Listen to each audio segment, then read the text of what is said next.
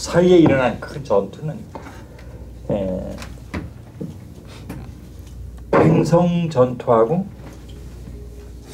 영양성 전투하고 광무산 전투하고 해하 전투하고 되게 4번쯤 돼요. 큰 전투가.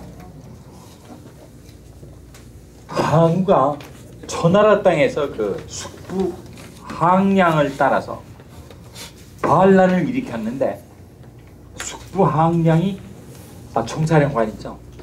근데 그 숙부 항량이 소소한 전투에 계속 이기다가 교만한 마음이 생겨서 진나라 정규군, 장한이 이끄는 진나라 정규군하고 붙어서 박살이 나고 전사를 했어요. 그 항량의 뒤를 항우가 이었는데 항우가 결정적으로 진제국 전역의 반란군 총수가 된 전투가 거록대전이에요. 조나라의 거록이란 땅에서 아까도 말씀드린 여산능 죄수 30만을 거느린 진나라 명장 장한하고 붙은 전투가 바로 거록대전인데, 그때까지 승승장구하던 장한군 30만을 한 7만의 초군을 이끈 항우가 박살을 냈어요. 장한이 처음으로 그렇게 참패를 당한 후에 원병을 청하러 이제 조정에 수하장수를 보냈죠. 그런데 수하장수가 진나라 조정에 가서 그 당시 식권자인 조고를 만나려고 했는데 만날 방법이 없어요. 궁에서 뒤로 보내주질 않나. 왜냐하면 그런 패전 소식이 궁에 들어와가지고 그 당시에 황제호한테 들어가면 안 되니까, 황제호가 죽기 전이죠. 못 들어오게 한 거예요. 그래서 수하장수 이름이 사마흔인데, 사마흔이 장한한테 와서 돌아왔죠. 거록으로 돌아와서 진나라 조정의 상황을 얘기한 거예요. 장군이 만약에 이기면은 조고의 질투를 받아서 처형될 것이고, 만약에 지면은 패배에 대한 책임으로 처형될 것이다. 살아날 방도가 없으니까 차라리 항우한테 항복을 하자고 하는 거죠. 장한이 생각을 해보니까 빠져나갈 길이 없는 거예요. 아까도 얘기했지만 결론 진제국을 결정적으로 망친 건 환관 조고예요. 그래서 장한이 수하장수라고 생각을 거듭한 그때 항우한테 항복하기로. 그 당시에 장한 수하에 있던 군사가 20여만 명이에요. 그 20여만 명을 내리고 항우한테 항복을 했어요. 항우가 장한을 깨뜨리기 전까지는 조나라의 거록성을 수호하고 있던 조나라 조정이 각 나라한테 구원군 파병을 다 요청을 했어요. 그런데 각 나라에서 구원군이 온 수준이 그저 10,000명, 20,000명 이렇게 오니까 장한의 대군이 30만 명. 감히 아무도 대적을 못하고 멀리 떨어진데 길만 찍고 구경만 하고 있었던 거예요. 그런 상황에서 항우가 겨우 7만의 군사를 이끌고 30만 대군을 격파를 하고 나니까 모든 제후들이 그때부터 항우의 밑으로 와서 항복을 하고 충성을 맹세하게 된 거죠. 바로 그 거록대전이 결정적으로 진나라의 남은 군세를 다 괴멸시키고 천하 제후들의 우두머리가 된 전투가 바로 거록대전. 거기서 항우가 결정적인 실수를 저질러요. 아까도 얘기했지만 그 초나라가 진나라하고 원한이 너무나 깊어가지고 초나라 사람들이 부역에 동원이 되면 그때 전 국민 중에 15%가 부역에 동원이 됐어요. 여자 빼고 아이 새끼들 빼고 노인네 빼고 다 동원이 된 거예요. 만리장성, 여산릉, 아방궁, 남월공사 이래가지고 거의 300만 인구가 그때 2천만 명이 조금 넘었는데 거의 300만 명이 부역에 동원이 됐으니까 젊은 놈 치고 부역에 동원 안 되는 게 아무도 없게 된 거예요. 그런데 얘네들은 아까도 얘기했지만 진시황이 누군지 알지도 못하고 왜 부역에 나가 죽어야 되는지도 못하고 그냥 강제로 끌려 나온 거예요. 전부 다. 그런데다가 초회왕 때문에 초나라 원하는 깊고도 깊었는데 초나라 군사가 진나라의 정규군 30만을 박살내고 20만을 포위를 하고 나니까 그 핍박을 받았던 초군들이 이제는 입장이 거꾸로 돼서 진나라 병사들을 박살을 내는 거예요. 그 항복한 20만 명. 그러니까 진나라 병사들은 어떻게 되는 거야? 입장이 자기네가 진 제국의 정규군인데 말하자면 원수나라의 초나라 군사한테 항복을 해가지고 이제 초나라 군사를 따라가지고 자기네 이제 그 본영을 진나라 수도인 함양을 쳐들어가게 된 거예요. 자기네 가족이 거기다 사는 거죠. 그런데다가 진군 한동의 초나라 군사들로부터 받는 핍박이 말도 못하죠. 말하자면 초나라 군사가 자기네가 진제국 밑에 차출이 돼가지고 부역받을 때 그때 원하는 생각에서 항복한 진나라 군사를 딱 그렇게 대하는 거예요. 그래서 진나라 군사 사이에 불온한 움직임이 퍼지기 시작을 한 거예요. 이대로 가서 내 고향 땅을 공격할 수도 없고 종군하면서 이게 사람 대접을 못 받으니 차라리 도망을 치든지 반란을 일으키자는 움직임이 진군상에서 퍼진 거예요. 항우가 그런 보고를 받고 두 가지 문제에 봉착을 했어요. 하나는 반란 기도고 또 하나는 식량. 20만 명이나 항복한 군사를 먹이려니까 군량을 댈 수는 없는 거예요. 그때 그 항우의 모사가 범증이었는데 범증의 결정적인 실수를 그때 한 거예요. 범증은 항우의 유일한 모사였다가 나중에 진평의 계략에 의해서 항우하고 등을 지고 항우를 떠난 사람인데 유방은 한신, 장량, 진평 제가 볼 적에 이 세 사람은 천고에 뛰어난 인재예요.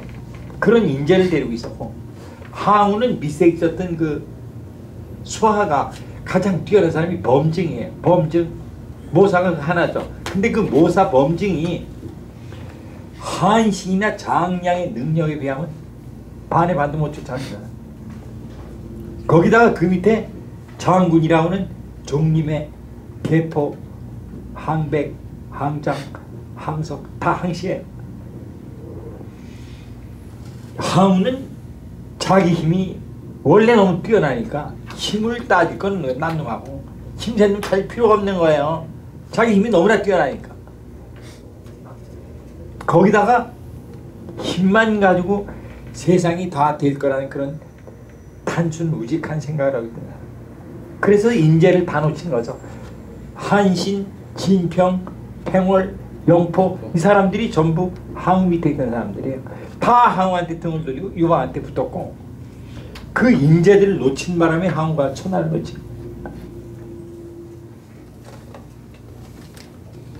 그래서 항우가 거록대전에서 승리한 후에 항장 장안을 받아들이고 항군 20만을 끌어오다가 범증하고 의논을 한 거예요.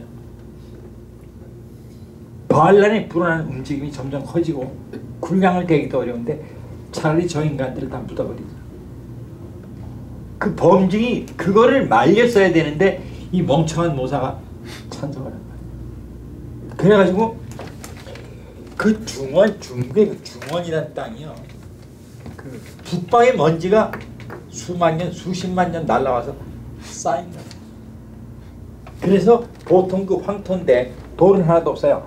황토인데 황토 깊이가 얕은 데는 20m고 황토층이 깊은 데는 70m.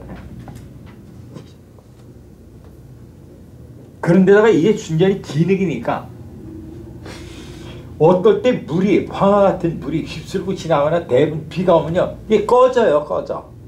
절벽이 되는 거예요. 이렇게. 그런 삼면이 절벽으로 내려앉긴 거기다 수경질 전하고 진군 20만을 거기다 수경을 시켰어요. 물론 장안하고 사망은 동해 같은 지휘관들은 따로 숙소를 정해놓고 20만 명을 거기다 수경지를 정한 다음에 영포, 경포라고 불러요. 경포를 경이라는 게 이마에다가 자자한 거를 경이라고 하는데 그 사람이 이마에 자자한 사람인데 항우 다음으로 용맹이 뛰어나요. 항우가 경포를 불러가지고 저 20만 명을 묻어버리라고. 그래가지고 경포가 수하 군사들을 거느리고 어느 날 밤에 수경지를 습격을 한 거예요. 그러니까 무기 없이 거기서 항복한 군사들이니까 잠을 자던 진군들이 벼랑간 함정과 함께 무기를 들고 쫓아오는 군대들을 보고서 도망을 치기 시작한 거죠. 그 도망을 친 거기가 바로 낭떠러지인 겁니다. 계속 떨어지는데 낭떠러지 보고서 멈추려 할 때 멈출 수가 없는 거예요. 그래서 뒤에서 대군이 밀려오니까 20만 명이 다 떨어졌습니다. 군사를 10만 명 시켜가지고 10만 명을 시켜가지고 20만 명 떨어져 죽은 후에 말하자면 그 깊이가 수십 메다예요. 떨어져 죽고 위에서 눌려 죽고 해가지고 20만 명이 전멸을 했어요. 거기다 흙을 덮었어요. 전 세계에서 가장 큰 무덤이 바로 그 무덤. 그런데 그 무덤이 1912년에 발견이 됐어요. 농부가 땅을 파다가 해골이 산같이 쌓인 데를 찾아냈어요. 지금도 거기 유적지가 남아있어요. 유적지가 그 당시 구덩이가 얼마나 컸는고 하니 한 400m에 한 300m 되는 절벽에 분지죠. 그러니까 거기에 20만 명이 파묻힌 거예요. 그래가지고 20만 명의 항구를 묻어 죽이는 바람에 천하의 인심을 잃게 된 거예요. 그게 이제 거록대전이고 그 다음에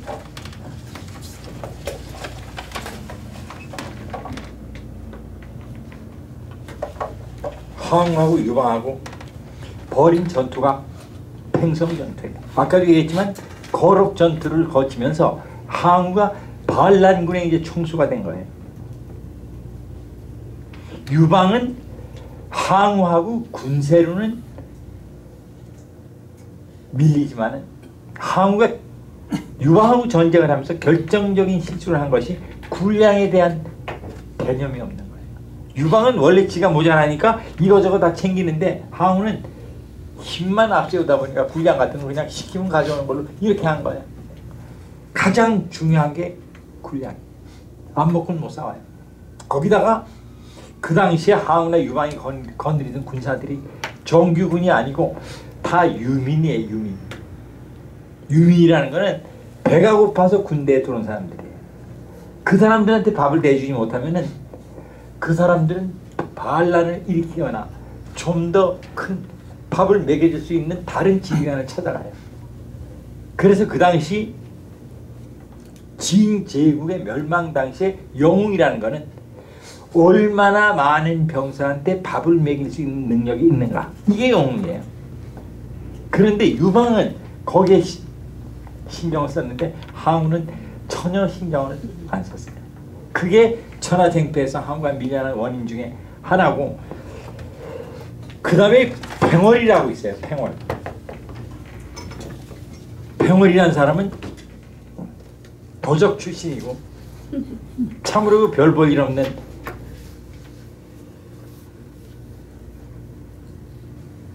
출신인데, 이 사람이 유격전 전문가예요. 항우 밑에 있다가, 항우가 사실 결점이 한두 가지가 아니에요. 아까도 얘기했지만 사람을 보는 눈도 없고 사람을 찾으려고도 하지 않았고 그 다음에 공을 상주는데 인색해. 공을 상줄 적에 자기 측근, 자기 옆에서 싸울 때 같이 칼 들고 싸우는 놈들, 이것만 공으로 인정을 하지 멀리서 군량을 보급한다든가 후방을 평정했다든가 이건 공으로 안 치는 거예요. 전투할 때 옆에서 칼 싸운 놈만 공으로 치는 거예요. 그래서 수하들 사이에 불평불만이 끊일 적이 없었어요. 그 중에 하나가 팽월이에요. 팽월은 유역전 전문가가 돼가지고 출신은 비록 도적이지만 그 사람이 나중에 한지혜국 개국공신으로 양왕이 된 사람인데 항우 밑에 있다가 항우한테 대우를 못 받으니까 항우가 볼 적에는 이 존도적 출신에다가 후방에서 보급 노랗게 구하니까 이게 무슨 뭐 공같이 안 보이거든요. 쭉 뺀 거예요. 거기에 원한을 푼 거죠. 그 다음에 항우가 멸망할 때까지 그 팽월 때문에 항우가 얼마나 후회하고 얼마나 고생했는지 몰라요. 팽월이 초군의 후방로에 양고 군량 보급로를 끊는데 섭수해요. 싸움을 좀 할 만하면 군량이 안 오는 거예요. 그럼 팽월을 잡으러 가면 또 도망을 쳐요. 잡을 수가 없는 거예요. 끝까지 못 잡았어요. 그것 때문에 유방이 천하를 제패하는데 엄청난 큰 힘이 됐는데 중국 역사상 황제 중에 가장 잔인한 인간이 주원장이에요. 주원장은 황제가 된 다음에 측근 수십만 명을 죽였어요. 다 죽였어요. 싹 쓸었어요. 싹. 단 한 놈도 안 남기고. 개국공신들을 단 한 놈도 안 남겼어요. 그렇게 잔인해요. 두 번째가 유방이에요. 유방이 한제국을 일으킨 후에 가장 먼저 죽임을 당한 사람이 한신이었어요. 아까 얘기했지만 바로 천추한이 세 번째, 첫 번째가 부차가 구천을 죽이지 않은 게 첫 번째고, 두 번째가 홍문년에서 항우가 유방을 죽이지 않은 게 두 번째고, 세 번째가 한신한테는 괴통이라는 모사가 있었어요. 한신이 북방에 조, 위, 대, 연, 제 5나라를 평정했어요. 가장 큰 영토를 확보를 했어요. 비록 유방에 부하지만은 유방보다 훨씬 더 큰 영토를 통치하게 된 거예요. 자기가 정복을 했으니까. 그때 그 괴통이라는 모사가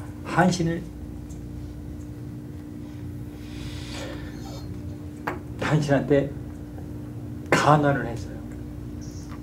그게 바로 그 제갈량이 얘기하기 전에 이미 400년 전에 나온 천하 3분지계, 초항하고 한왕, 항우하고 유방하고 지금 천하를 놓고 쟁패를 하는데 가장 큰 영토를 확보하고 있는 게 한신. 그래서 괴통이 독립을 하라고 권한 거예요. 천하를 3분을 해서 세발 솥같이 안정을 취하고 있다가 초하고 한하고 둘이 계속 싸우면 둘 중에 하나 죽을 테니까 그 다음에 나머지 평정을 하면 천하를 얻을 거라고 얘기합니다. 그 사람 말이 정말로 정확한 말이었어요. 그런데 한신이 그 얘기를 듣다니 한신도 생각이 없었던 건 아니에요. 결국 나중에 반란을 일으켜서 참수가 됐으니까 삼족이 멸했어요. 며칠만 생각을 해보자고. 그러면 한신이 생각을 한 거죠. 어떻게 해야 되니까. 며칠 후에 괴통을 다시 만난 자리에서 한신이 나는 도저히 배반이 못하겠다. 내가 없을 때 나를 밥 먹여주고 자신의 수레를 내어주고 나를 대장군에 봉해준 사람이 한신이야. 그 덕에 내가 지금까지 왔는데 어떻게 배신을 하냐. 그러고 괴통의 간언을 거절했어요. 그 얘기를 듣고 그때부터 괴통이 미치광이 행세를 하고 한신을 떠났어요. 유방의 부하 장군의 모사가 그 부하 장군한테 반란을 부추겼다는 게 나중에 유방이 알게 되면 목숨이 100개라도 못 견디죠. 그래서 미치광이 행세를 하고 한신을 떠났고, 한신은 결국 유방이 천하를 통일하고 항우를 제압하고 한제국을 세운 다음에 가장 걱정거리가 한신이에요. 도대체 한신의 용병 능력을 당할 사람이 없는 거예요. 저 자식이 언제 그 반란을 일으키면 그걸 감당할 사람이 아무도 없는 거예요. 그래가지고 한신의 병권을 뺏고서 초왕으로 보냈어요. 그러다가 한신이 반란 음모를 하고 있다는 밀고가 또 들어온 거예요. 거기다가 항우 밑에 있던 종림이라는 장군이 있어요. 항우 밑에 있던 장군 중에서는 가장 뛰어난 지장인데 원래 그 한신하고 친해요, 개인적으로. 항우가 몰락한 후에 이 사람이 한신한테 몸을 의탁을 했는데 그걸 알고 유방이 종림회를 체포해서 경성으로 압송하라고 명을 했는데 한신이 그걸 안 한 거예요. 친구니까.